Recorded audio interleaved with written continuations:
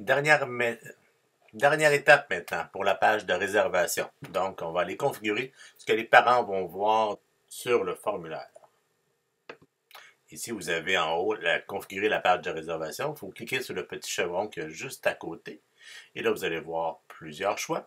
Il faut choisir disponible pour tous, parce qu'on veut que c'est les personnes qui vont pouvoir répondre à l'extérieur de l'organisation d'un peu partout. Donc, on rend le formulaire accessible pour tous. Ensuite, contrôle d'accès aux pages d'entreprise. On va aller enlever quelques trucs. On va enlever désactiver l'indexation directe pour le moteur de recherche. On ne veut pas que notre formulaire se retrouve sur le moteur de recherche. On veut utiliser la dernière version de Booking. Puis on ne veut surtout pas exiger un mot de passe pour les usagers. Fait qu'on va laisser ça, les deux options en haut, fait. Deuxième partie. Ensuite, est-ce qu'on veut avoir donner les droits de collecte d'informations? On ne met pas ça. Ça ne nous concerne pas. C'est plus quand on a une compagnie. Prochaine étape, stratégie de planification par défaut. Ici, on peut déterminer une stratégie qu'on va utiliser pour les autres services. On pourrait faire comme un modèle qu'on pourrait répliquer dans les autres services. Ici, on peut mettre ça grosso modo, mais habituellement, quand on fait des services, on n'utilise pas cette stratégie-là par défaut. On va en créer une pour chaque service. Mais là, vous pouvez faire grosso modo une stratégie de planification qui vous convient. Donc, comme tantôt, l'intervalle de temps qui va être affiché sur le formulaire, le délai minimum pour les gens pour s'inscrire, le délai maximum pour s'inscrire. Il faudra enlever en bas, avertir l'entreprise par courriel pour l'ordre de création, pour la motivation d'une réservation.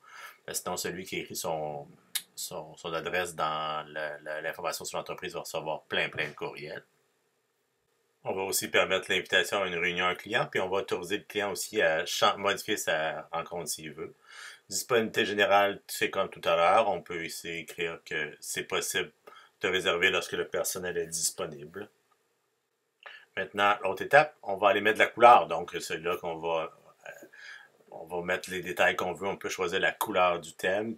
On peut afficher le logo qu'on a mis tantôt dans l'information sur l'entreprise. On va le mettre sur notre formulaire aussi. On pourrait l'enlever, c'est à votre goût.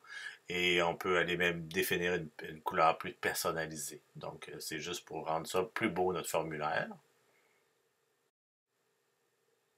Et la dernière étape, le fuseau horaire, c'est si on fait affaire avec des gens d'un autre pays. Donc, on va s'assurer d'avoir le bon fuseau horaire. Puis on va toujours afficher le créneau horaire pour être certain d'être à la bonne place au bon moment. Et là, on fait enregistrer juste en haut. Et c'est fait.